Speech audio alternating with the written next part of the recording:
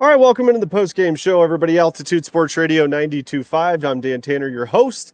Nuggets blow out the New Orleans Pelicans here at Ball Arena, where I am high above the court here in Connor McGahee's hockey booth. Let me show you around Connor's booth here. There's the court down there. That's where we just witnessed Nikola Jokic, Michael Porter Jr., and Christian Braun combined for 100 points tonight as the Nuggets just absolutely dominated the New Orleans Pelicans. That's 2 wins in a row here at Ball Arena for the Nuggets over the New Orleans Pelicans. I'm actually seeing a comment here from my guy Tim. Tim says, "What's up, DT? Just finished listening to Malone's postgame presser. His last comment about Willie Green, Pels coach, just proved that he's one of the best coaches in Denver sports history. Quality dude." Yeah, I just got back from Coach Malone's press conference, and that was great. And Malone did talk about how he told Willie Green, the coach of New Orleans, just keep your head down, keep grinding, keep your head up, I guess, and keep grinding and keep coaching your guys up. And look, this is a Pelicans team that they're in sort of a weird state as an organization right now. Obviously, they have a number 1 overall pick in Zion Williamson, who, my goodness, I said this after the first game the other night against the Pelicans. He looks like an absolute shell of himself right now. Much better game tonight from Zion. He was 11 of 19 from the field, 28 points. He was only a -5 in the plus minus.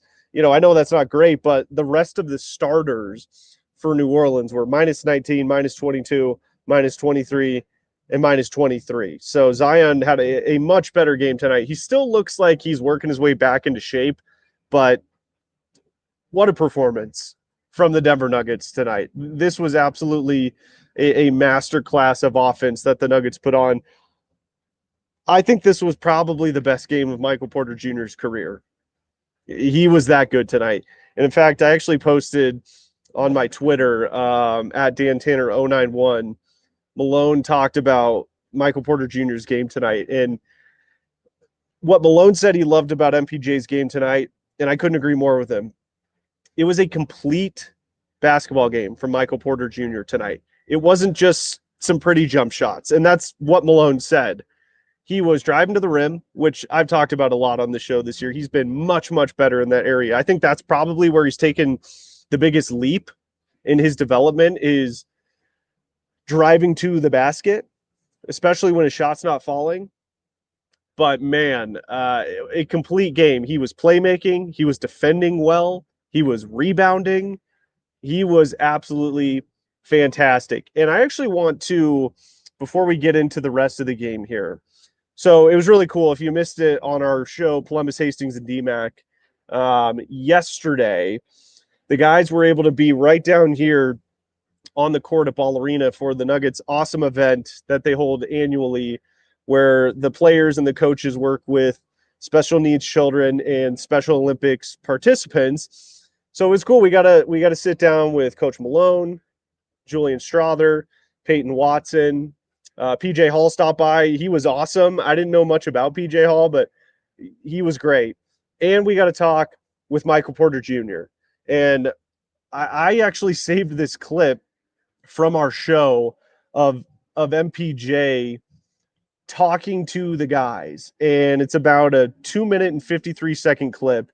And it was fantastic. So I wanted to share that with everybody listening, and then I will react to that. So let's go to Michael Porter Jr. on with Columbus, Hastings, and DMAC from yesterday.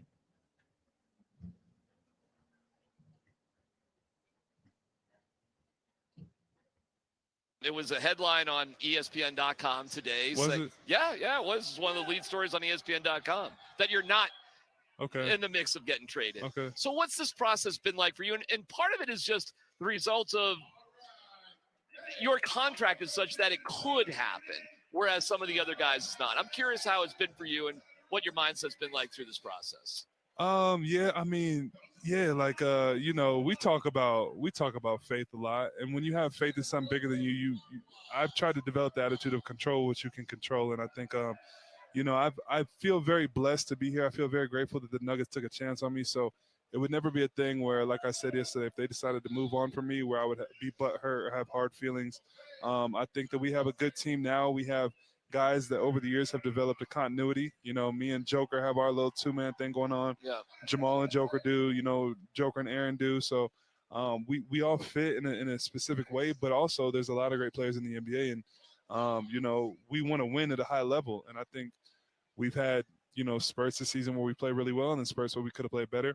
But it's not something that I stress about because it's not in my control. And either way, I'm grateful. And either way, I just know it's the direction that my life is supposed to take. So I'm happy to be here. I want to be a Nugget as long as I can be. But if it ever gets to the point where they decide to move on from me, like, you know, it's all, you know, I have so much respect and gratitude for everyone here. Well, it's a very healthy way to look at it. So good for you. Yeah. You know, Michael, the game has changed so much with the amount of three-pointers that are shot, but you guys as a team don't necessarily play the same way as everybody else. Yeah. You shoot them, and you're certainly relied on them for them. I am curious, when you go into a game, do you ever have a certain amount of three-pointers that you try to shoot, or is it just you take it when it's there? That's a good question. The coaches have a number. They keep telling me try to get up 10 threes. Okay. 10 threes, okay. Not Coach Malone, not some of that, but all the developmental coaches. They're like, man, like hunt threes, try That's to get a up number. 10. Yeah, okay. Try to get up 10, but that very rarely happens. I think that teams, the way that they play me, it just depends. Like some teams, when they decide to double team Joker, I'll get a lot of swing threes, some open threes. But then when we play a team like Minnesota where they're playing Joker one-on-one with Rudy Gobert, it's a lot harder for me to find the three-point line. So because then they get physical with you. yeah, I mean, they just stay bothering you. glued to Yeah. me. You know, they're not shrinking off of me. They're not bringing my man in for the low man. So there's no just open looks. So I got to figure out ways to really I think I need to start reading the game early, see how the team is defending me, see how they're defending Joker, see how they're defending our team, and immediately adjust and have different ways of countering that is somewhere I could improve. But I don't go into the game trying to look just for threes. I think I find more of a rhythm when I'm getting to the rim, getting some easy ones, getting to the foul line a little bit. Okay, so there was Michael Porter Jr. on with us yesterday. That was great.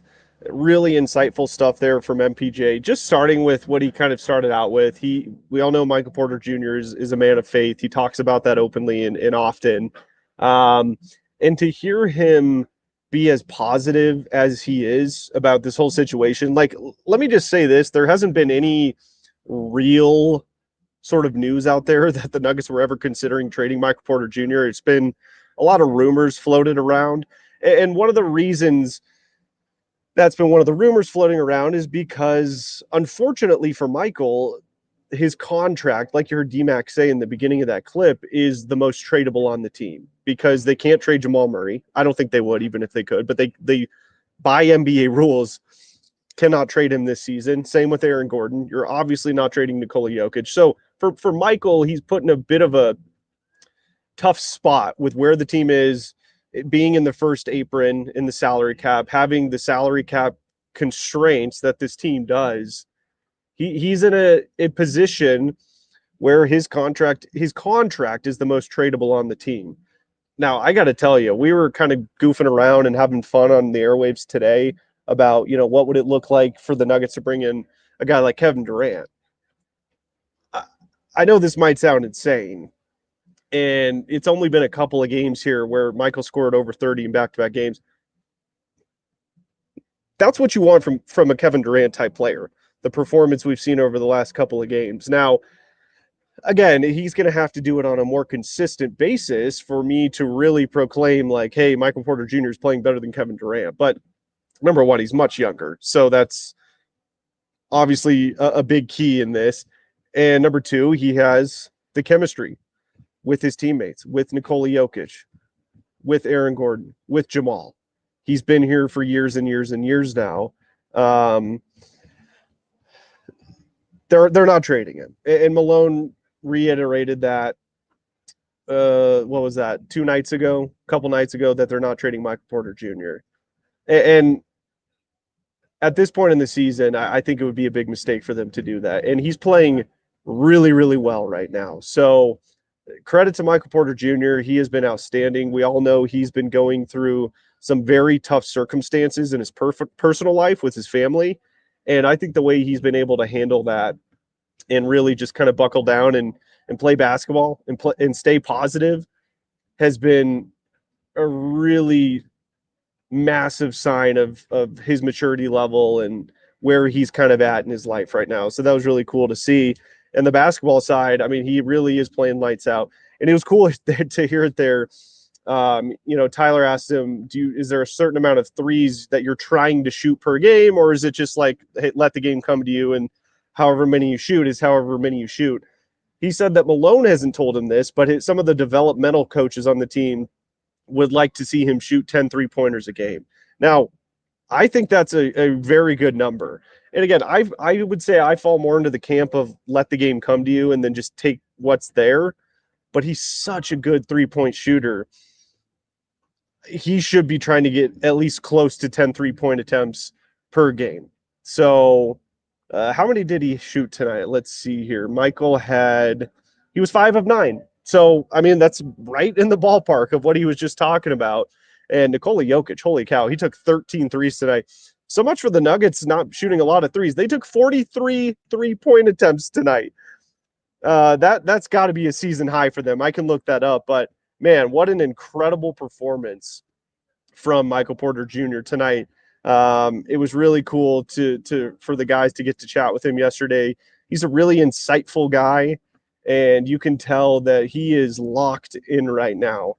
And I tell you what, he knows his name's been floated around. He's talked about it. He's playing lights out ever since these rumors have started to swirl about. So you don't think these guys hear this stuff and take it personal? They definitely do. And he's absolutely been doing that for the Denver Nuggets. All right, we got our guy KJ Granderson here on the show. Like KJ. What's up, dude? What's up, man? Hey, so KJ, I just played the video from yesterday of the guys down here at Ball Arena for the Special Olympics event the Nuggets put on, talking with Michael Porter Jr. And I was just sort of reacting to, I played the clip of him talking about, he loves it here in Denver. He doesn't want to be traded, but he said, at the end of the day, whatever happens, that's what's supposed to happen. His mindset has been outstanding with this. Now, again, this comes with the caveat of these are all just kind of rumors that have been floating around. There's never been a specific report saying, "Ooh, the Nuggets have serious interest in moving on from Michael Porter Jr." There's been none of that. Okay, these are all rumors, but he hears them. And then he started talking about how this wasn't coming from Malone, but some of the developmental coaches for the Nuggets want him to shoot at least 10 threes a game.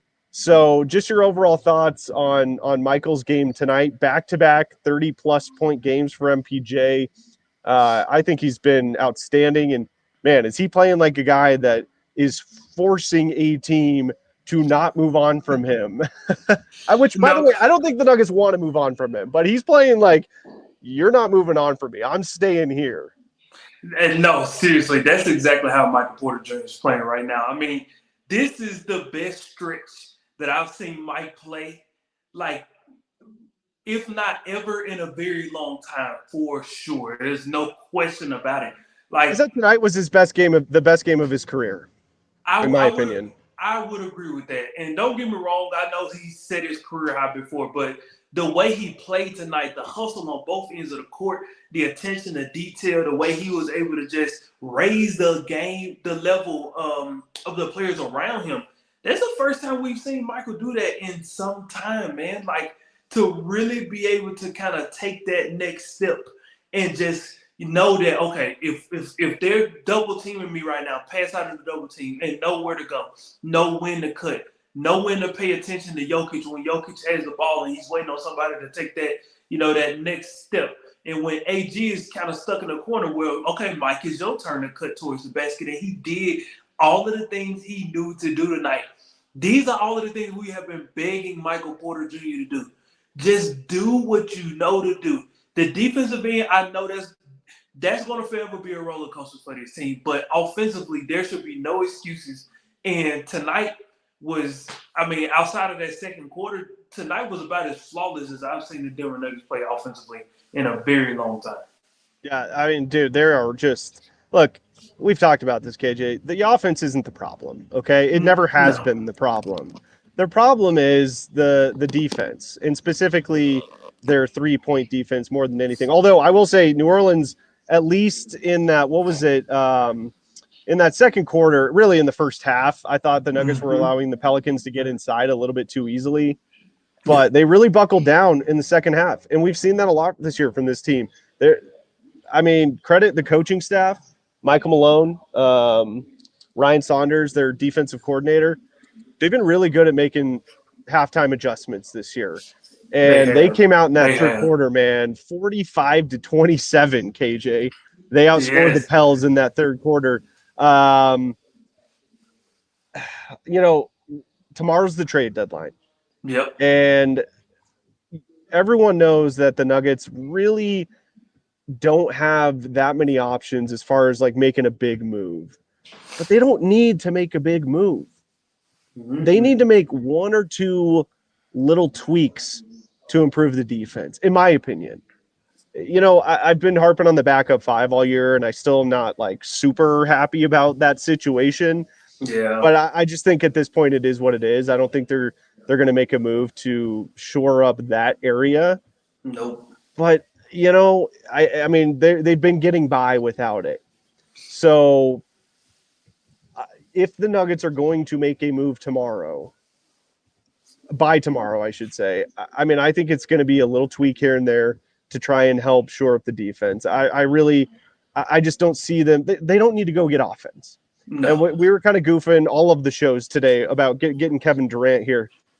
Dude, Michael Porter Jr. right now is playing like Kevin Durant. He's playing better than Kevin Durant. Isn't he? At least really over is. the last couple games. Like, okay, let me put it this way, KJ.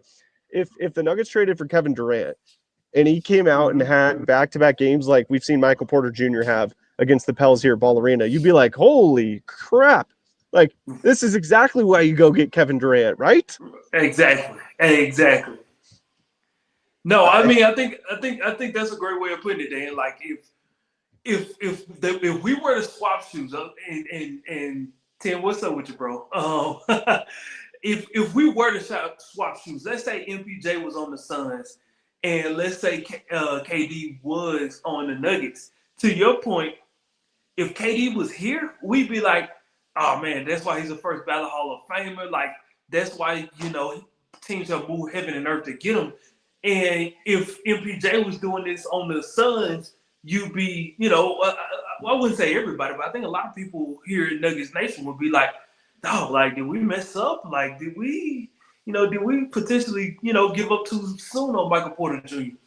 And for that reason alone, I personally don't want to let MPJ go, because there's always that slither of hope that if he gets a bigger role somewhere else, then I believe Michael Porter Jr. will be a 25, 12, and 5 guy somewhere else. And to see that walk out of the door would darn near bring tears in my eyes, because knowing that he could have got close to that here,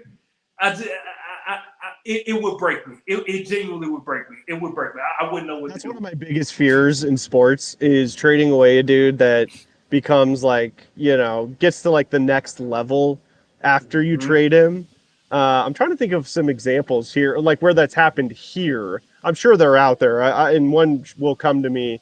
But man, like, I know a lot of people don't want to admit this, but if we're going to be on basketball, Ryan O'Reilly.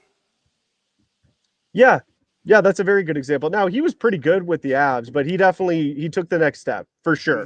There's no doubt about that. Like, that was kind of the fear with Bo Byram and the Avs. It's another great example. And Casey Middlestad has been absolute ass so far this year. So we're on digital. It's cool, KJ. Oh, so, it's all good, man. But KJ, get a load of this, dude. So Joker goes for 38, MPJ goes for 39, Christian Brown goes for 23. Those three guys, Joker, MPJ, and Christian Brown, they combined for 100 points tonight. You win a game by double digits, by over 20. Jamal Murray and Aaron Gordon combined for 17 points. Aaron Gordon shoots 2 of 9 from the field. Jamal only took 7 shots. Jamal didn't have a bad game No. This is going to sound weird. They just tonight, I don't mean overall, just tonight, they didn't really need him. You know what I'm saying? They didn't. And I saw a lot of people getting on Jamal on Twitter, and I'm sitting here like, well, Michael Porter Jr. is on fire. Christian Brown's playing excellent. Joker's got it going. Like, in my opinion, Jamal did the smart thing and he just kind of got out of the way and let his teammates go to work, right? Which is what you're supposed to do.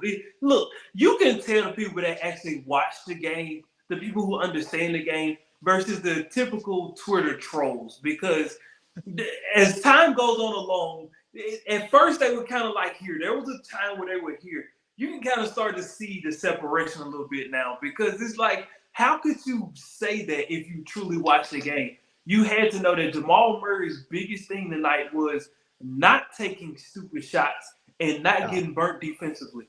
Two things he did really, really well tonight. And again, sure, he took a couple of questionable layups, but players take questionable shots all the time. I don't care.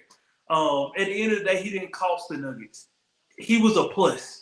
And when you're in Jamal Murray's role, if you have other guys who can score, and they've shown that they can score, which Christian Brown has really stepped up in that area. MPJ has always been someone that if the light's on, he can absolutely shine brighter than most. So it's just like, Jamal Murray has he does a great job of not getting in other people's way.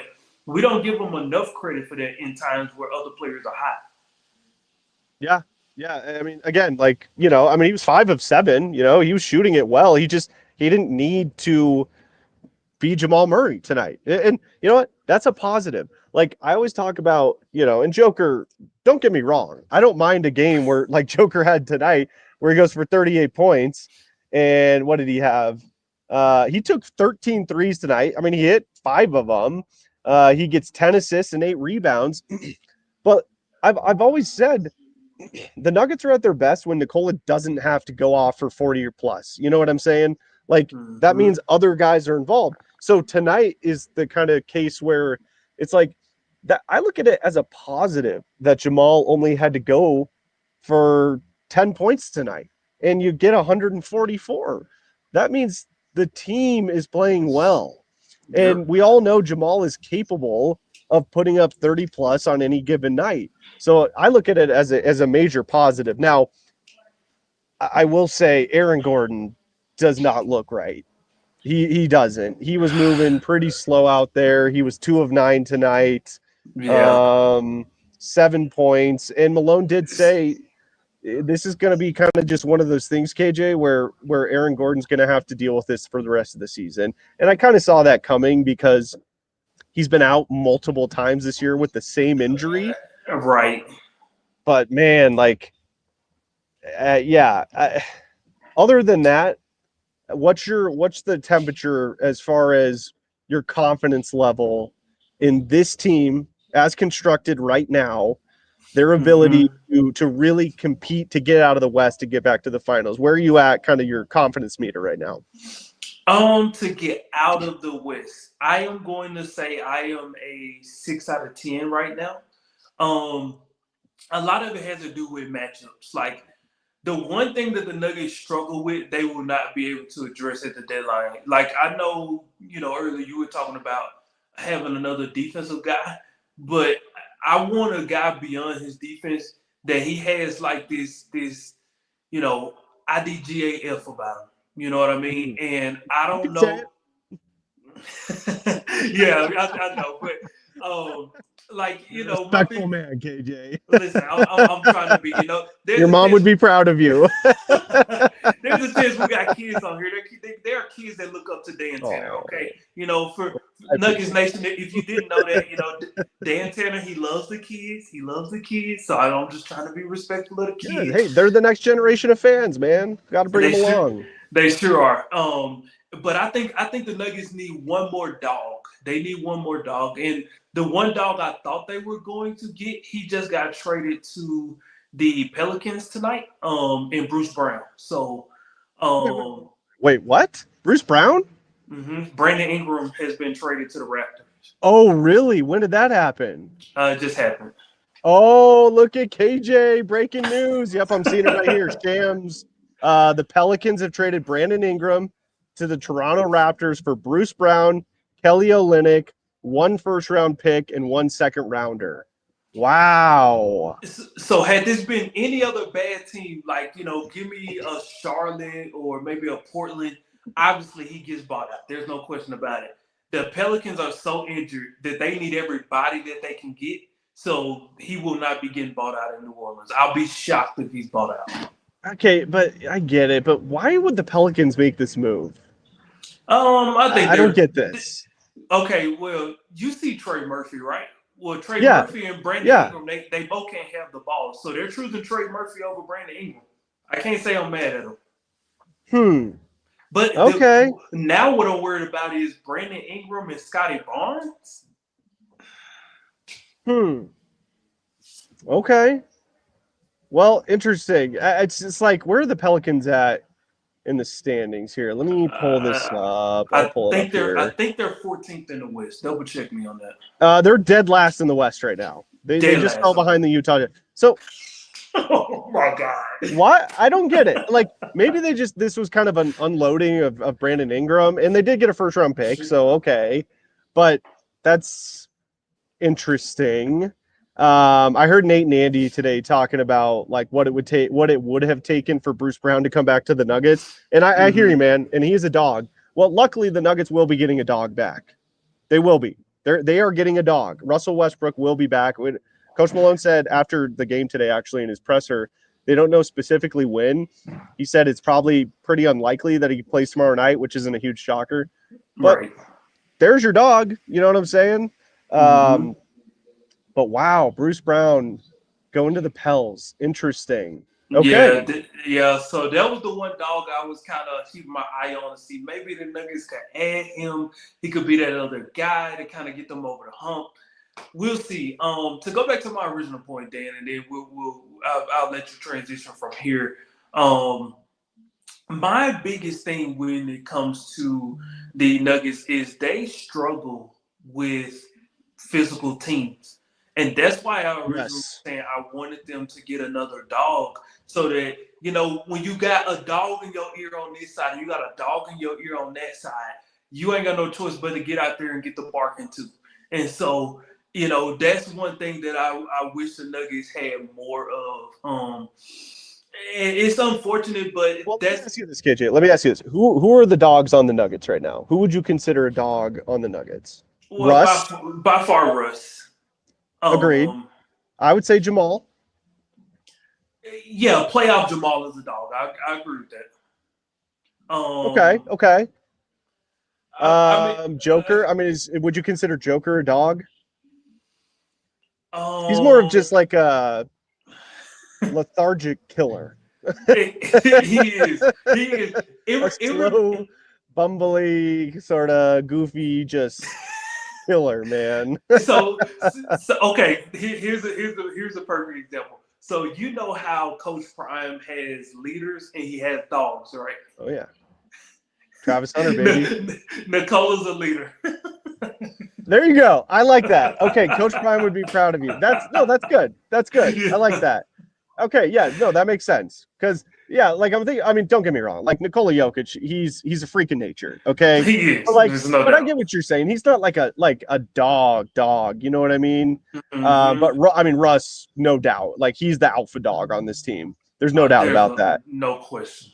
Why that's another reason we haven't got into it yet. Like I think that's another reason why Malone wanted to leave him into the starting lineup because the voice and the weight that it carries in regards to a dog starting versus a dog coming off the bench, two different things. It potentially Malone could have been thinking like that. We'll never know. Kevin says lethargic killer. Come on, DT. I mean that in a positive. Like he just sort of like lumbers up and down the court and then he kills you. You know what I mean? It's not an insult, but I think that's kind of accurate. You know what I'm saying? Like he's just sort of he's a ho-hum kind of like guy, and then he'll just kill you. But yeah, he's a leader. He's a leader, not a dog. Yeah, he's a killer. He's a killer. All right, KJ. Last thing here, there was another big trade in the NBA tonight. Jimmy Butler finally got his whiny little demand to go through. The princess in Miami finally got his trade, and he will be heading to the Golden State Warriors. So the Warriors will send Andrew Wiggins and Kyle Anderson, plus a top 10 protected 2025 first-round pick to the Heat. Dennis Schroeder will be going to Utah, and Utah will ship forward PJ Tucker to Miami. So also, I don't know if you saw, it was actually kind of funny. There was this, I saw it on Twitter, KJ. So during the Heat game tonight, a fan sitting behind the Heat bench was telling the Heat players sitting on the bench about the trade in the middle of the game.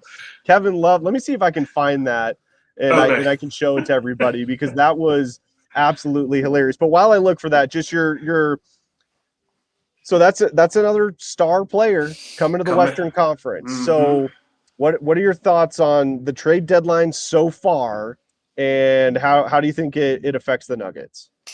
Oh man, it's interesting. The Warriors, as you well know, they're the 10th seed in the West right now. I think they could push for a top 6 seed by the end of the season.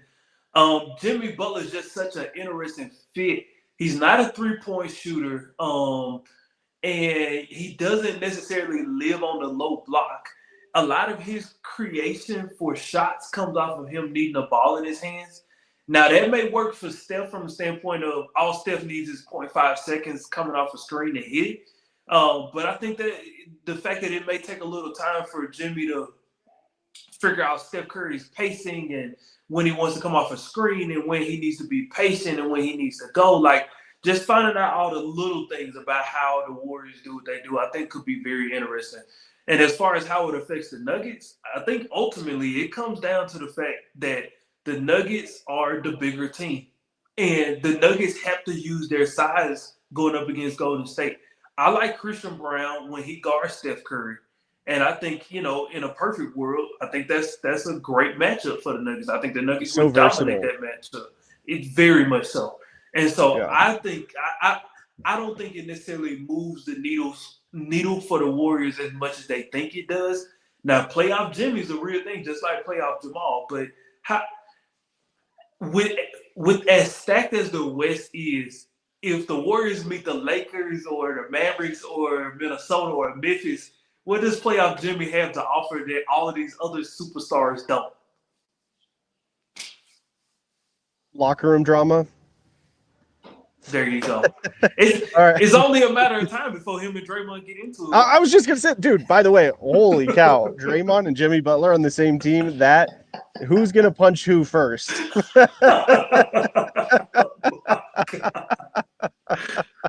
They may be swinging at the same time and punch each other. Yeah, like knock each other out at the same time. All right, KJ, I found the clip of the Heat fan telling the players on the bench during the middle of the game about the trade. So let me share this with everybody. Oh my gosh. Got Kyle Anderson, Dennis Schroeder, and Andrew Wiggins. We robbed them.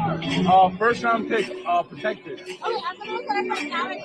No, they didn't give out the year. No.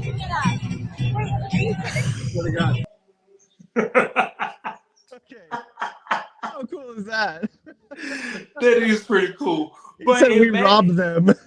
That's Kevin Love's like, sweet. Right. Imagine your reliable source on the bench being a fan, just some random fan. Yeah. That was their source. I love that kind of stuff. Oh my goodness, Absolutely love it. I do too, man. Absolutely love it. All right, KJ, we'll let you go, man. Great stuff. Appreciate you jumping on. And what a win tonight for the Nuggets. I mean, one more thing before we go. Malone said this about speaking on Michael Porter Jr. Not only was, in my opinion, this the best game of his career, but the reason I think that, and Malone reiterated this, he played a complete basketball game tonight. He was active defensively. He was getting to the rim. He was playmaking. I mean, some of the passes he was making tonight were incredible. The ball movement he was doing was outstanding. And, Malone said, like, he's not just a pretty jump shooter. he can do other things. When he's playing like that, if he can play like this or close to this for, the majority of the rest of the season, The Nuggets that's can what win it makes all. this team a legitimate title contender. And then, that's obviously factoring in like Jamal being Jamal, Joker being Joker, and everything else kind of falling into place. Yep. But he really is an X factor on this team. And the way he played tonight was a version of Michael Porter Jr. that I think a lot of Nuggets fans have been waiting for since the Yes. team drafted him back in 2018. This is the guy that I think a lot of fans envision the Nuggets having. No, I agree wholeheartedly. I'm sorry. I'm just seeing this trade here in the NBA. I'm trying. What's the trade? Break the news, KJ. So the Lakers are trading Dalton Connect, Cam Reddish, and a 2031 first round pick and a 2030 pick swap or Charlotte Hornets center Mark Williams. So the Lakers are getting their center. Okay. But they're trading Dalton Connect. Unbelievable. What? Their first round pick this year. Dude, Connect was crushing it. Wow. Okay, yeah. So it's Dalton Connect, Cam Reddish, 2031 unprotected first, 2030 pick swap to the Hornets for Mark Williams. Wow. I mean, we just saw Mark Williams a couple nights ago in Charlotte. I mean, he looked okay. Wow. The Lakers, man, you got to wonder what LeBron thinks about all this, because this is the first time in his career where he really hasn't been pulling the strings. And I know that he hasn't been pulling the strings because he said the Luka trade shocked him. So clearly that was not at the behest of LeBron James for Rob Pelinka, excuse me, to trade for Luka. Yep. They're building for the future. And you've got to wonder LeBron's thoughts on, I mean, like, okay, yes, they are building for the future, but Luka's a guy you can win with right now also. Like, it's not like he's a guy that the Lakers are going to say, well, maybe in a couple of years he'll develop into, he's already a superstar. He's an all NBA type player. No doubt. Wow, that's really interesting. So the Lakers, they did need a center and they went for it. I can't believe they traded Dalton Connect though. My goodness. Dude, they traded a 3-and-D and then a pure 3 shooter and a first round pick for Mark Williams. And again, he's a young athletic center. I want you guys to understand. He's a young athletic center. He's on the rise. He's only going to get better. But he still has a ways to go. And for the Lakers to give up all that they gave up to get him, this feels like they're really going all in on the future. Like, I'm not talking. You're going all in on the Luka era, not the LeBron era. That's the perfect way to describe it, because the truth of the matter is the LeBron era is over. Okay. Interesting. Wow, great stuff, KJ. You're our own Woj throwing KJ bombs out here on the post-game show tonight. I love it. Listen, it's trade deadline time, baby. I'm feeling good. Tomorrow's going to be. Well, tomorrow might be a dud because all of the craziness has already been happening. It's all going down tonight and over the past week or so. I agree, but now Charlotte is down a big because Zeke Naji hit the Charlotte. Ooh, okay. And I did have where is it? I think our guy Beer Guy was asking earlier on the chat why didn't Zeke play more tonight? Because I had said, KJ, after their last game where Zeke started, and I saw people tweeting that there were a lot of scouts in attendance for the last game against New Orleans. And what do you know? Zeke Naji starts. Right. And I get it. Like, there were a lot of players out, so that's one of the reasons. You got to think that was part of it, don't you? I sure do.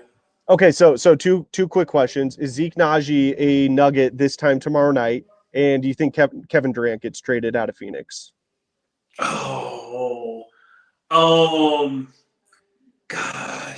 I want to say yes. I think Zeke Naji will be a Nugget tomorrow night, and I do think I do, and I think Kevin Durant gets traded. Call me crazy, dude. This is about to sound weird what I'm about to say, but hear me out. a team that has no business making this trade, but they've been making stupid trades since the offseason. I think Kevin Durant goes to the Knicks. Yeah, that makes sense.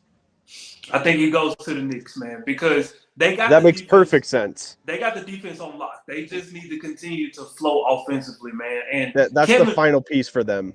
Do a veteran scorer like Kevin Durant, a first ballot Hall of Famer, it would take them right over the top. And they finally have the assets to be able to make a trade like that after the trade with the Timberwolves. They'd probably be the favorites to get out of the East if that were to happen. Wow, I didn't think about New York, but that's a great point, man. That just makes perfect sense. It does, and I know he wanted to go to Miami. That was his ideal landing spot. But look, are we talking about winning a ring here, dude, or are we talking about going to enjoy, your last few years in the NBA?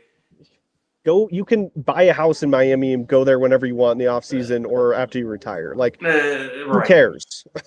Agreed, man. Go win a chip, bro. Go win a chip without Steph Curry. Yeah, there you go. Yeah, go in with that. Go win a real one. I do think Zeke gets traded. I do.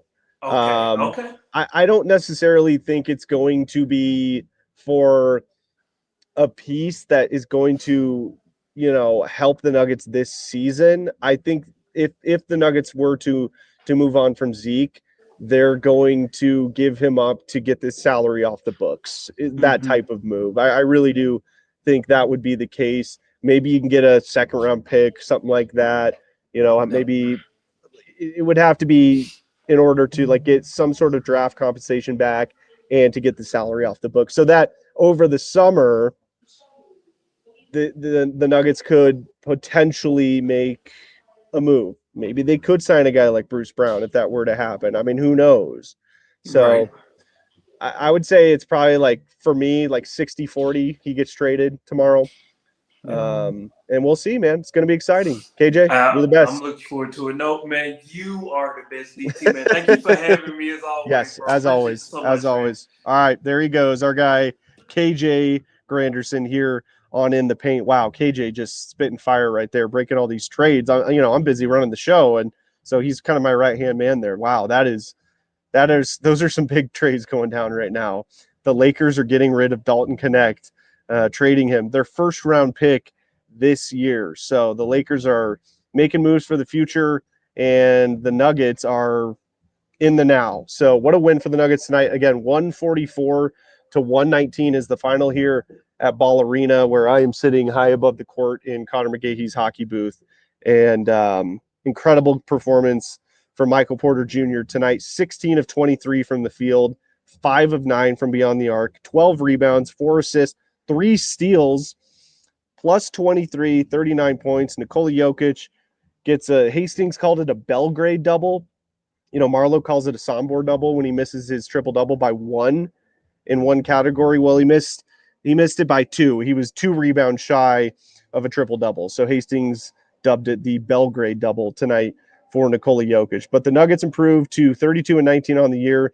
They're 16-8 at home. They've got 4 more games until the All-Star break comes up. And like I said, they're right smack dab in the middle of 7 games at home, and they're over their next 8, and they're 2-0 to start this stretch, where I think they have a really big opportunity to make some noise and move up the standings here in the Western Conference. All right, that's going to do it for the postgame show tonight, everybody. Again, the Nuggets get the big win, 144-119 over the New Orleans Pelicans. Thanks so much for listening to In the Paint right here on Altitude Sports Radio.